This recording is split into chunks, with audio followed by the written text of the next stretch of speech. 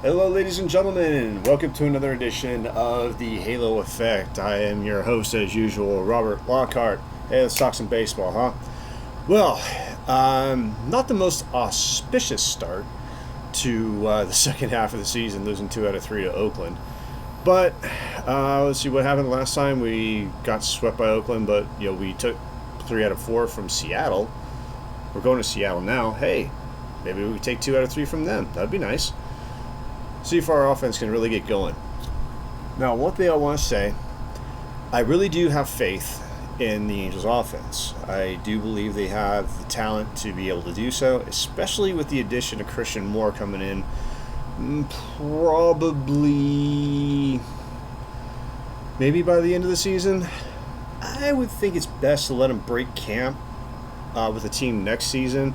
Kind of do what Julio Rodriguez did for the Mariners a couple years back. Break camp, be the rookie of the year. Give us an extra pick in the draft that year. So, well, not next year. It had to be in the draft for the following year in 2026. That's how it would work.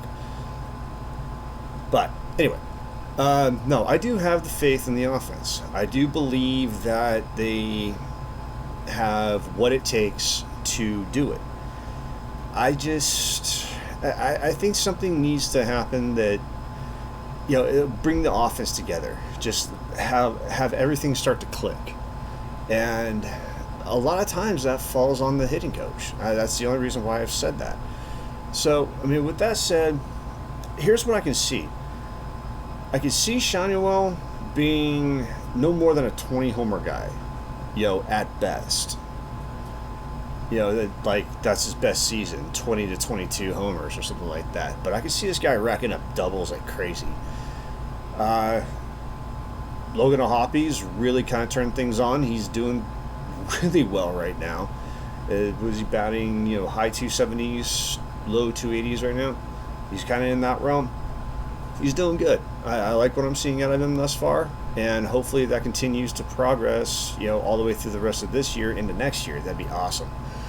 Zach Neto looks like he's turned a corner, so he's starting to do a lot better. The one person that I'm still waiting to see more from is Moniak, and again, it looks like he's just trying to pull the ball all the time. Too much pull, too much center to right. He's a left-handed hitter. He needs to start going to left field too. He needs to be able to send the ball the other way, because one of 4 things is going to happen every single time he tries to pull the ball. 1, he's going to strike out. He's going to swing and miss, and that's the end of that. 2, he's going to hit a little dribbler, easy ground ball that maybe he can beat it out, maybe he can't.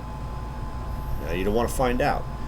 3, he's going to pop it up, lazy pop up, and he's going to be out. Or 4, he'll get a hold of one, and he'll really hit the ball in the screws. But he's going to hit it right at somebody. They're going to have him played perfectly, and he's going to lose out on a hit because they just know where he's going to hit it. That's kind of how that works.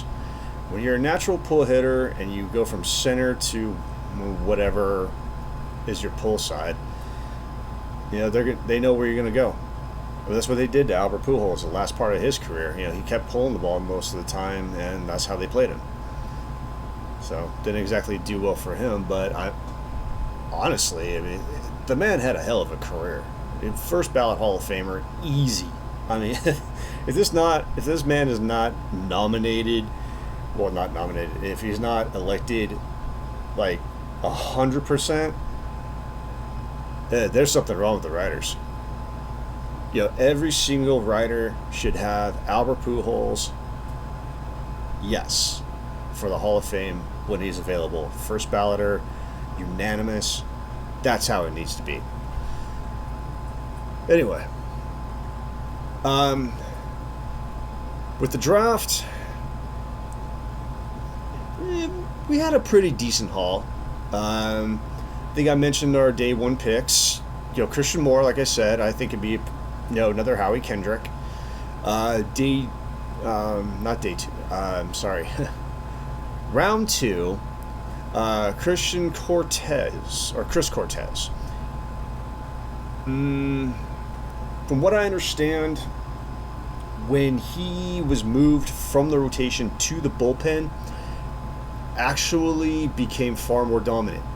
I think that's how the Angels are going to use him as a bullpen piece. And if he's going to wind up being a setup guy, that's a nasty setup guy right there. Guys like that have a tendency to be overlooked.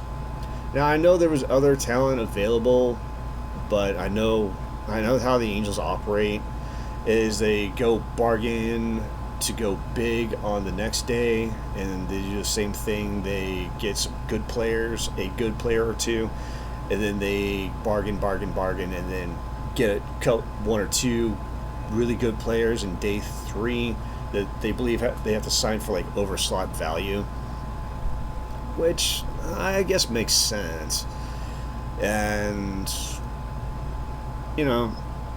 it's just one of those things where it's a little odd at first, but I guess sometimes effective. I mean, take a look at Caden Dana. We got him in the 11th round. He was an 11th round pick, and he's the number 1, prospect in the Angel system. Number 90 prospect all through baseball, and they say he could possibly be ahead of the rotation. Of course, I think that's Angel scouts saying he could be the head of the rotation. Other scouts are saying mid-rotation ceiling. So, I mean, I know I say that having like an average fastball of about 96 and 97 is probably best to be ahead of a rotation with, a really good 3 to 4 pitch mix. I remember watching Greg Maddux as a kid.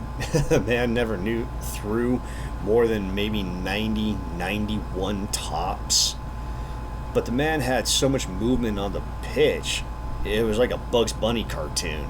The one where the ball would be thrown and it's doing this all the way through past the plate. That was Greg Maddux. He never knew where the ball was going to be. So if Dana can do that, if he can put good movement on his fastball, good movement on the slider, that really get that changeup working well, maybe he can. Maybe I'm just not seeing the big picture. Maybe I'm missing something here. Yeah, maybe I am. Really wouldn't be surprised. It happens. But at this point in time, I'd still like to be prepped. I'd like to be prepared. I'm not going to throw him as the head of rotation right off the bat. That would be a major mistake. So coming into free agency, I would really look at guys like Buehler, and I said it at the beginning of this season, Burns. Corbin Burns is going to be a free agent at the end of this year, and I don't think the Orioles are really going to go after him and sign him long term. Grayson Rodriguez is going to be their future head of the rotation, and they just believed he wasn't ready for that spot yet. He's going to be. He is definitely going to be after this year for sure, because he has really turned a corner. Now, with Corbin Burns available, you're probably going to have to give up a draft pick because they'll probably offer him the qualifying offer that he'll reject. So I would still aim for him. Let Caden Dana work his way up to that head of the rotation. I'm going to end it there. Basically say I have high hopes for this offense because they have the talent. They absolutely have the talent. There's no doubt. And they just needed something to bring it together. Whether that's Trout back in the lineup, which is going to happen probably later this week, or, again, if it's better tutelage, I would go with the better tutelage just to be on the safe side. You don't want to drag your feet in this. You have the talent. Have someone help bring it out. I believe a better hitting coach would be the better choice. That's just my opinion. Now with that, again, I'm going to leave it there, and I will see you guys next time. Until then, go Halos.